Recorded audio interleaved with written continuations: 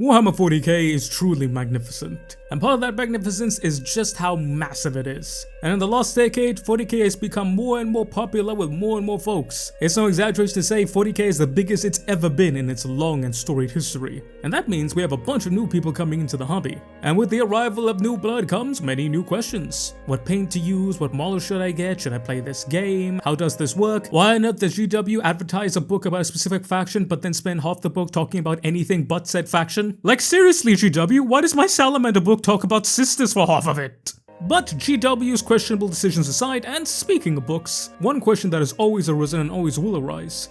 People will ask, what book should I read? And I myself get that question a lot, as plenty of you folks often seem to ask me for one reason or another. So I decided I'd give you all a little help. So ladies and gentlemen, in today's video we're going to be going over every single book that I would recommend if you want to get into reading in 40k. Ciaphas Rangers, my name is General Bradley 101, and without any further ado, lads and lassies, let's get into today's video. So, first thing first, before I get into recommendations, the prime recommendation, and that is, whatever your favorite faction is, pick a book and read it. The fact of the matter is that every single faction in Warhammer 40k has at least one book that is really good about them, and some only have one book that's really good about them. At the end of the day, you like 40k for the faction you pick. Pick a book, get cracking, get reading, and take it from there. It doesn't matter if you don't know everything about the current day, it doesn't matter if you don't know anything about whatever, just pick a book and get reading.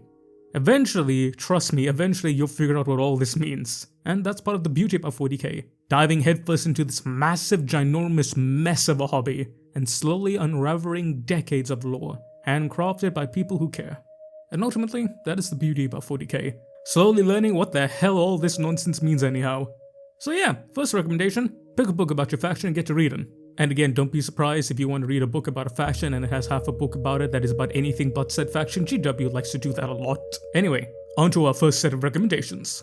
In Warhammer 40k there are three main timelines, that being the Horus Heresy, modern day 40k, and the time before all that combined. But considering the chances of GW making a book series about the war in heaven are the same as me finding an actual Eldar GF, literally in every way, shape and form zero, but that doesn't really matter, because just like how I am equally happy with an Eldar cosplayer, everyone is plenty happy with 30k and 40k respectively. And we have two main trilogies to cover if you want to get into the real meat and potatoes, 30k and 40k. For 30k, we have the OG, the original Warhammer 40k book. Not original as in was the first ever made, but when people think of 40k books, they usually think of this. That being, the Horus Rising trilogy.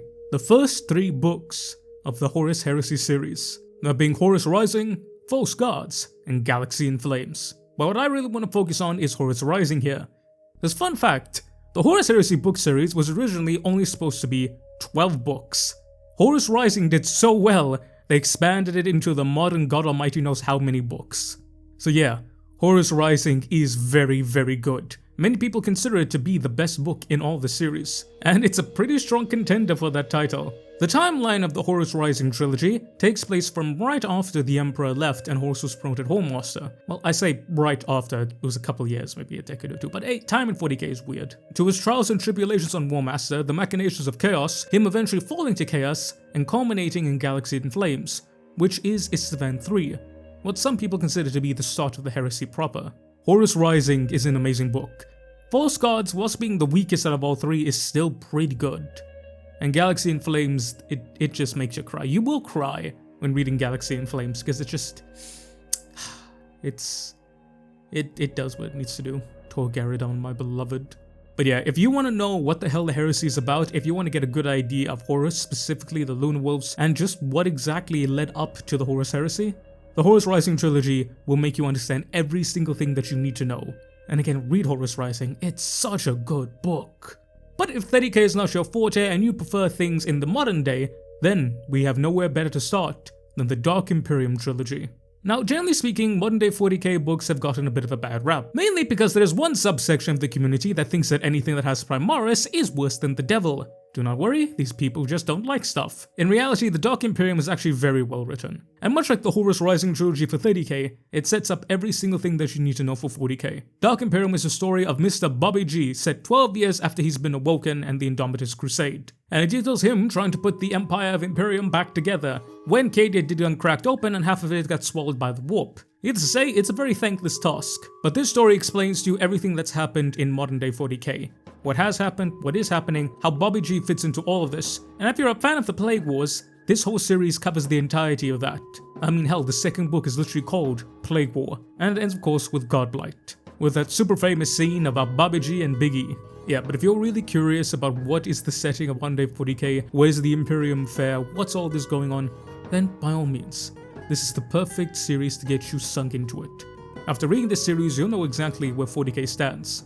So whether you decide to do 30k, 40k, or read both and you want a little bit more, here are some few more recommendations I can give to you. For 30k, Flight of the Eisenstein is basically the sequel to the Horus Rising trilogy, and it's pretty solid. Nathaniel Garrow, my beloved. Fulgrim also ties into it a little bit. Not exactly a necessary read to join in, but it's a solid book and it does tie in a little bit. As for Dark Imperium, I would recommend Leviathan. Every time GW releases an edition, they release a box set. The most recent one being Leviathan, aka that big Nids vs Ultramarine box. GW, whenever they do this, they also release an accompanying book. This one, aptly named Leviathan. And yes, the Dark Imperium box from way back when, the Dark Imperium series is indeed that tie-in book. Basically, it's GW's way of showing, hey, new edition, new box, here's where the timeline stands. So when 11th edition gets released sometime next year, there'll most likely be an accompanying book with it. So if you want to get up to date with the modern day of 40k and you don't really want to read a full trilogy, just take a crack at that book. Or read the cover and make your own assumptions and opinions. Don't actually do that, the amount of people who make opinions about books without actually reading them is diabolical. So yeah, ladies and gentlemen, if you want to realize what is left, what is right, what is 30k, what is 40k, is red blue, and is blue red, then here we go, ladies and gents. Welcome to your tribe. But if you don't really care about the setting of 40k much or understanding what exactly happened and why Horus got his horsey, and you just want to sink your teeth into some nice meaty books with a little bit of 40k flavor, then these next recommendations are for you. It doesn't matter where you are, who you are, what you do, a good detective mystery is always amazing. And if you want detective mystery but 40k flavored, allow me to point you to no better a person than Mr. Gregor Eisenhorn and the Eisenhorn series. And you guys are going to notice some of these books are a little bit older than what we're used to, but don't let that dissuade you. The writing holds up very good. Gregor Eisenhorn is an inquisitor and a psyker, which is a complication of itself, but it only adds to the story. Essentially, you watch his journey going from a puritanical inquisitor, aka a traditionalist, to a radical inquisitor, radical in its name. Gregor Eisenhorn is the definition of do the means justify the ends. You watch him slowly unravel, turn, change, twist, and become something altogether different. Yet, ladies and gentlemen, why is he doing this? Is he justified? Does it make sense? Or has he truly lost what it means to be an inquisitor and a human? If you want a detective novel that makes you think, this thing right here will do you just dandy. And there is a lot of stuff involving it. We have the original trilogy, that being Xenos, Malleus, and Hereticus, with a later tie-in, the Magos, which is a 2018 edition. But then there are also plenty of short stories, such as Missing in Action, Backcloth for a Crown, Born Unto Us, and nicely we actually have 2 audio dramas as well, Thorn and Talon, and The Keeler Image. So if you really like Eisenhorn, you got plenty of hours worth of material to keep yourself entertained into. In addition, he also appears in other forms of media in relation to the Inquisition. So if you want more Eisenhorn, you're gonna get plenty of him.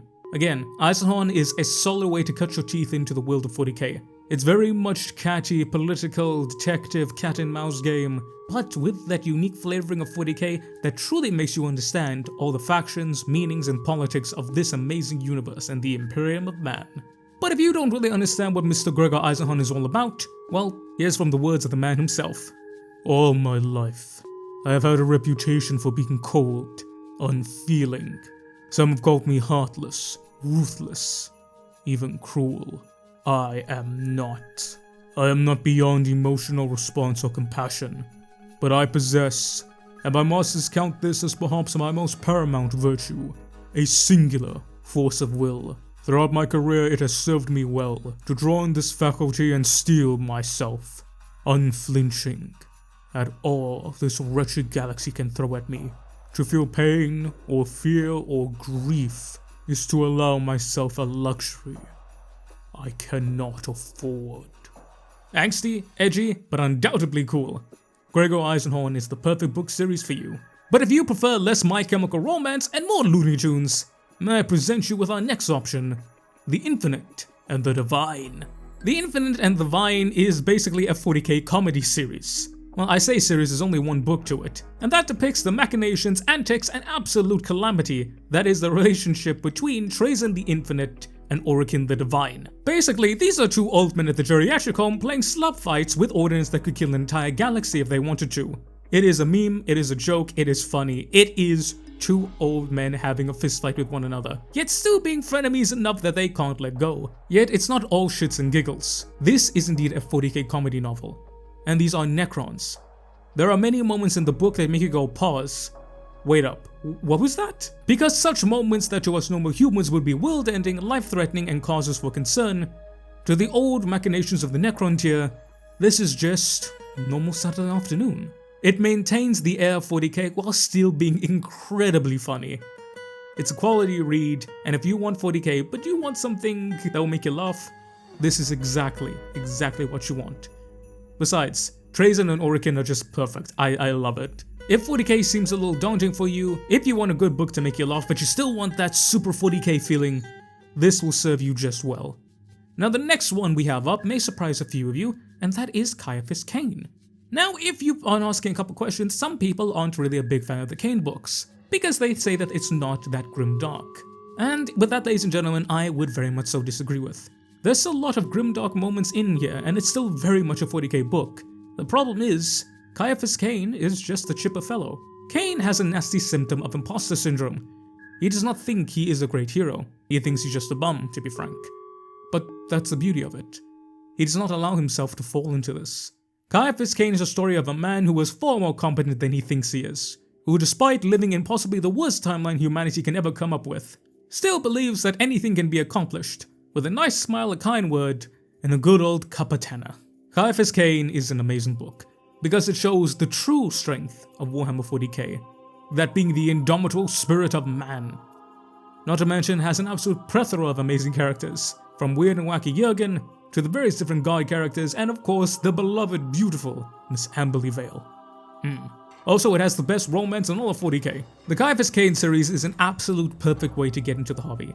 If you're taking a look at 40k, and you take a look at the Space Marines, the Tyranids, the Necrons, Chaos, and it all seems a bit much, and you become so daunted, like, how on earth am I going to get in here? Then the Ciaphas Cain series is perfect for you. It is the perfect adventure Friday night film for you to read, and it's well written, and it still is 40k.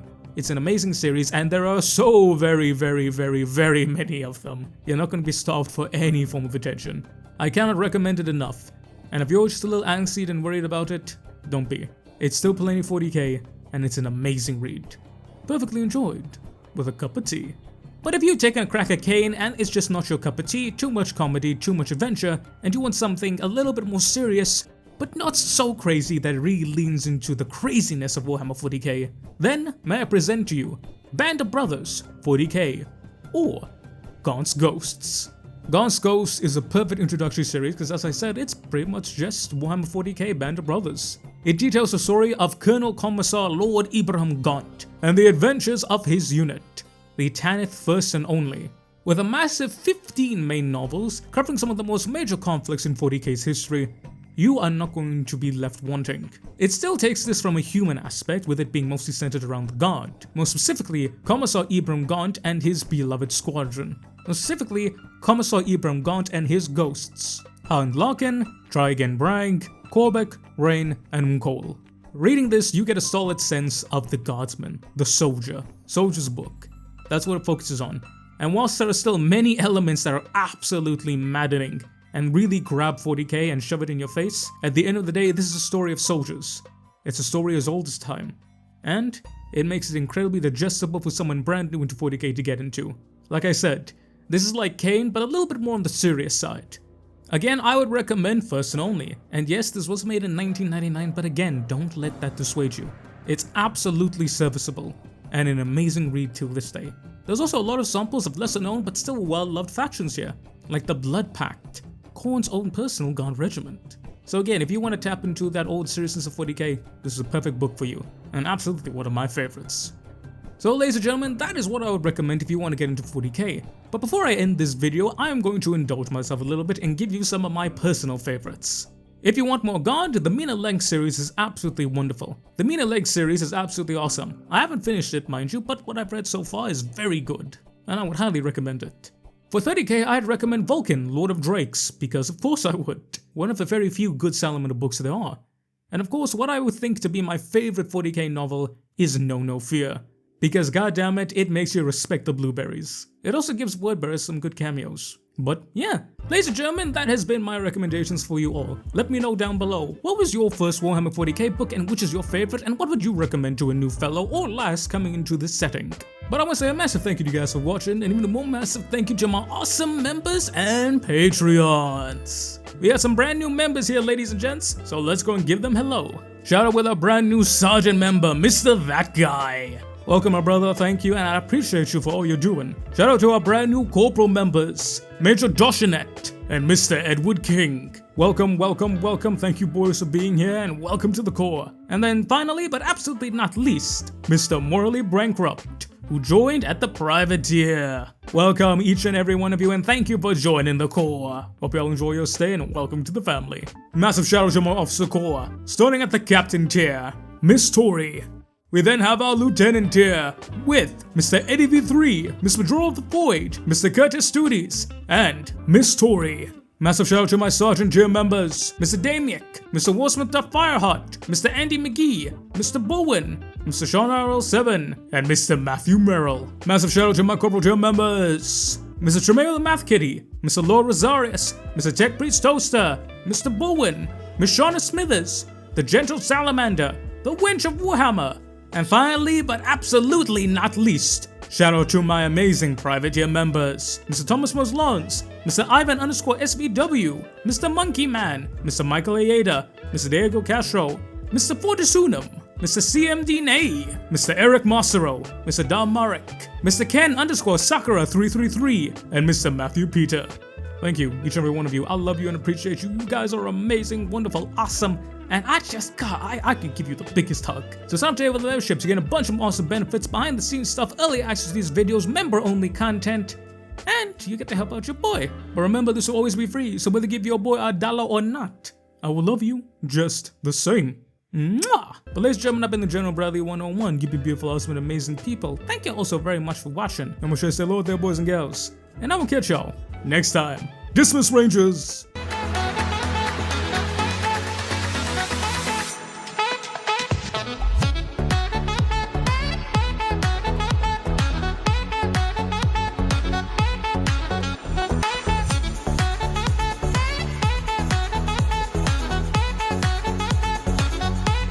I know someone's gonna complain I didn't put a Chaos book or a Xenos book, but surprise, surprise, I don't read Chaos or Xenos books, so there you go.